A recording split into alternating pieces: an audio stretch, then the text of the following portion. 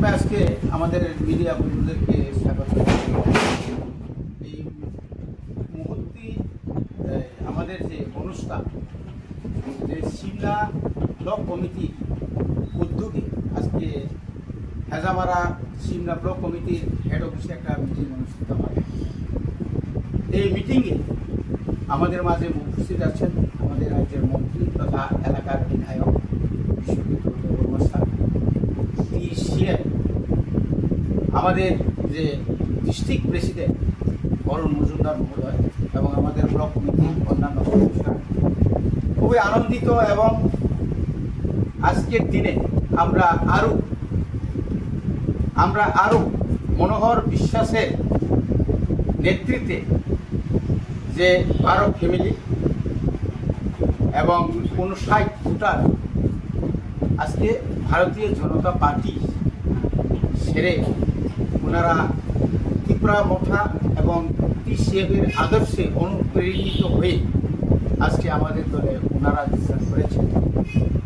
আমরা খুবই আনন্দিত এবং আগামী দিনে এই সিমলা এলাকায় আমরা একসঙ্গে টিসিএফ এবং ত্রিপুরা মথা একযুগে আগামী বিধানসভা বা আগামী পঞ্চায়েত বা জেলা পরিষদ নির্বাচনে আমরা ঐক্যবদ্ধভাবে আমরা নির্বাচন লড়াই করব।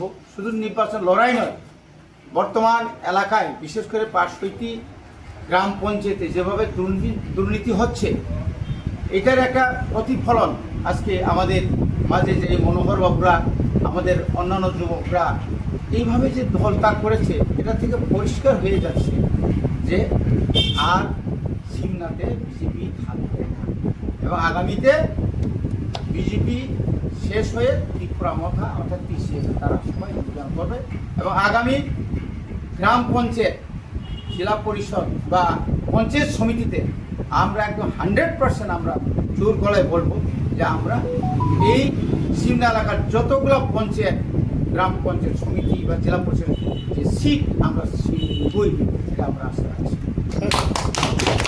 কয়েকদিন মধ্যে দেখলাম বিজেপি ত্রিপুরামটা ছেড়ে BJP 65 family 61 voter BJP join করছে।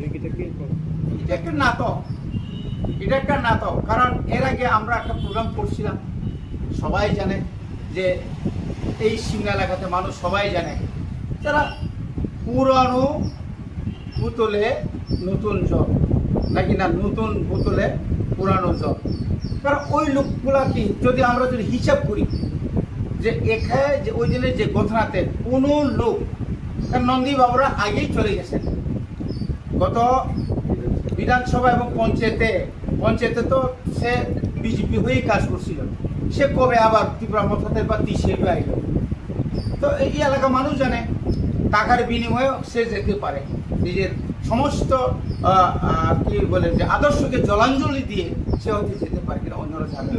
এবং বিজেপিকে দাঁড় করিয়েই অন্য দলে ওই সিপিএম, ত্রিপুরা মথা, কংগ্রেসের নাম দিয়ে ওরা ওই দিন যোগদান সভা করেছে। এটা অত্যন্ত নিন্দনীয় এবং লজ্জাস্কর। এখানে 12 পরিবারের মধ্যে 59 ভোটার। আমরা কোনোদিন মিথ্যা বলি না, মিথ্যা বলবো না। আগামী দিনে একটা সুনামি হবে, বিজেপির একটা সুনামি হবে। এই হচ্ছে আসলে বিজেপিতে যে আমরা কাজ করছি এতদিন ধরে, ওরা শুধু আশাই দেয়, কাজে পুরো করে না। তাই আমরা বিজেপিকে আর ভালো লাগে না। ত্রিপুরা মাথায় দেখছি আমরা ভালো কাজ করছে, তাই আমরা ত্রিপুরা মাথার দিকে আমরা এগিয়েছি।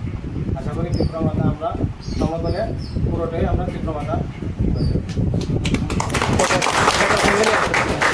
বর্তমান এখন আমরা 12 ফ্যামিলি এসেছে, প্রায় 60 জনের মতো।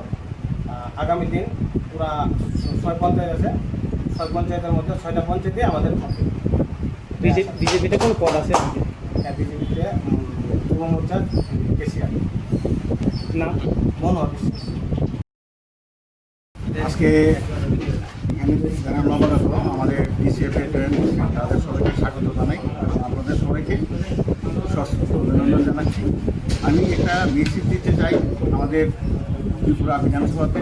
এখানে আমাদের মাননীয় মন্ত্রী আছেন উপস্থিত, বিশ্বজিৎ বর্মা মহাশয়।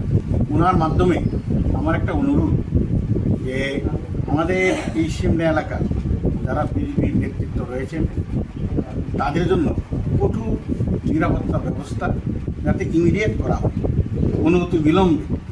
এর কারণ গত বেশ কিছুদিন যাবৎ লক্ষ্য করছি মানুষের যে পুঞ্জীবিত খুব গত 8 বছরে এটা এমন একটা জায়গা থেকে পৌঁছেছে, তার একটা স্বরূপ হচ্ছে এই যে আমাদের টিসিএফে বা তীব্রমতায় জয়েন করা, আর আরেকটা স্বরূপ যেটা আমরা কীভাবে দেখুন এটা হয়তো বা খুব দুঃখজনক হতে পারে।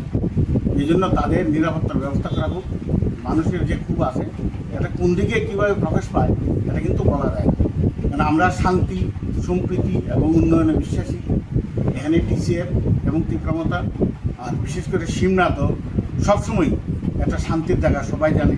কারণ 2023 নির্বাচনের পরে সারা ত্রিপুরাতে বিভিন্ন জায়গাতে জ্বলছে, আগুন জ্বলছে, কিন্তু আমাদের সিমনাতে এটা সম্ভব হয়নি ডিউ টু আমাদের মন্ত্রী, আমাদের এমএলএ ঋষিবিদ্যু দেববর্মা এবং তীব্রমথা এবং রবীন্দ্র দেববর্মা আমাদের প্রাক্তন এমএলএ।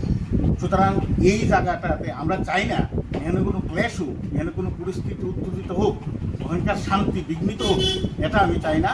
আমার অনুরোধ এই মন্ত্রিসভার কাছে যে এই যে এখানে 2-4 জন নেতা আছেন তাদের জন্য সিকিউরিটি ব্যবস্থা করা হয়। কারণ পরে যে কিচ্ছু করলে কিন্তু আমার তীব্রমতা বা আমাদের টিসিএফকে যেন দায়ী করবেন না, কারণ মানুষের স্বতঃস্ফূর্ত সংগ্রামের সামনে আমরা তো বাধা হয়ে দাঁড়াতে পারি না, এবং এটা আমাদের ডিউটিও না। এই জন্য এটা আমার অনুরোধ। আর আজকে যারা এসে এখানে তাদের সবাইকে আমি অনেক অনেক ধন্যবাদ জানাই, এবং আগামী দিনে আমাদের সিমনাতে হয়তোবা এমন একটা দিন আসবে এখানে বিজেপির কোনো চিহ্ন থাকবে, এটা সবাই হিসেবে।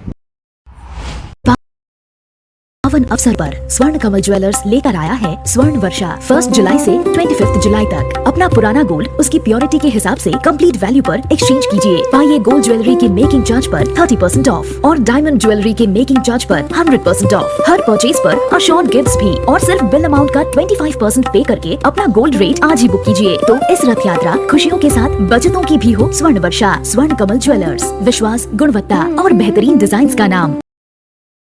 নার্সিং বা প্যারামেডিক্যাল কোর্সের জন্য কি আপনারা অন্য কোনো রাজ্যে যাওয়ার কথা ভাবছেন?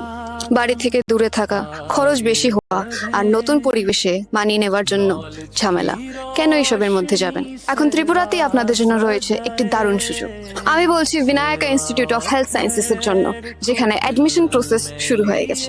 জিএনএম, বিএসসি নার্সিং, বিএমএনএস আর বিএমএরাইট এর মতো ক্যারিয়ার ওরিয়েন্টেড কোর্সেস এর জন্য অ্যাডমিশন আরো।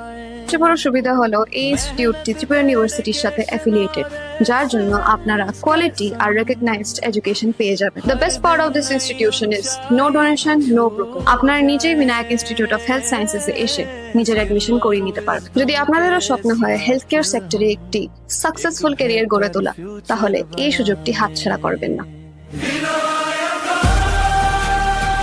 Vinayaka Institute